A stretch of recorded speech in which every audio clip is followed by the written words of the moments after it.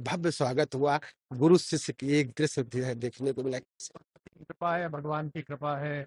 और जब भगवान विग्रह में पधारे थे तब भी यहाँ आने का उनका आदेश प्राप्त हुआ। इस अंचल में कहीं भी जाइए तो मन करता है कि जिसके विषय में स्वयं भगवान ने कहा, जन्म भूमि मम पुरी सुहावन। और इस समय तो जिस तरह का वैश्विक विस्तार होना चाहिए उसका यत्किंचित प्रयास समाज ने किया है, देश ने किया है, व्यवस्थाओं ने किया है। तो इसलिए और अधिक रुचिकर लगता है। जो पहले एक मन में ग्लानि होती थी, दुख होता था कि जहाँ त्रैलोक्य के अधिपति ने अपने स्वयं को शरीर के रूप में स्थापित किया, धारण किया, और जहां से विलोपित हुए अपनी ही सृष्टि में, वहाँ ठीक से व्यवस्था नहीं थी। अब आते हैं तो एयरपोर्ट भी बहुत सुंदर है, रेलवे स्टेशन भी बहुत सुंदर है, सड़कें भी अच्छी हुई हैं, तो मन में अतिरिक्त स्नेह जागता है उस सब व्यवस्था के प्रति जो भगवान ने करा दी। माघ मेले में लगातार श्रद्धालुओं की संख्या बढ़ रही। प्रयागराज दर्शन करने के बाद अयोध्या काफी संख्या में श्रद्धालु आ रहे हैं। सांस्कृतिक पुनर्जागरण का समय है और भगवान जिन पर रीझते हैं उन पर कृपा भी करते हैं। भगवान जिस पर रीझ जाते हैं उसको सत्ता दिला देते हैं, चाहे वे सुग्रीव हों, चाहे वे विभीषण हों, जो उन हृदय में धारण करते हैं, जो उनके काज के लिए अनवरत प्रयास करते हैं, भगवान उन पर रीझते हैं। माघ मेले के श्रद्धालुओं को तो बहुत बहुत शुभकामनाएं।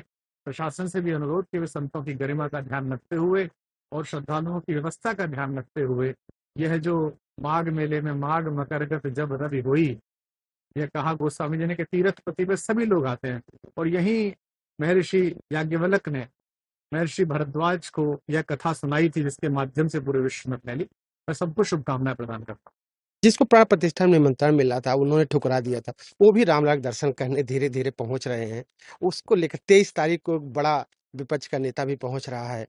इसको लेकर कहा था कि आप दल से विरोध कीजिए, राम से विरोध मत करिए, क्योंकि राम से द्रोह करके, द्वेष करके संसार में किसी की सरी नहीं, कोई ठीक से रहा नहीं। मैं आशा करता हूँ कि भगवान सबको सद्बुद्धि देंगे और वे स्वयं ही तय करते हैं कि उनके द्वार तक कौन पहुंचे। वे ही तय करते हैं कि किसको आशीर्वाद देना। उनको शुभकामना जो भगवान के चरणों में अब आ रहे हैं वो अब आए, बाद में आए, पहले आए, अंततः तो भगवान का अंश ही है, वही विलीन होना, वहीं से प्रकट हुए। मेरी पूरी शुभकामना विपक्ष के और पक्ष के उन सभी नेताओं को, सभी बंधुओं को जो भगवान के दर्शन के लिए आए।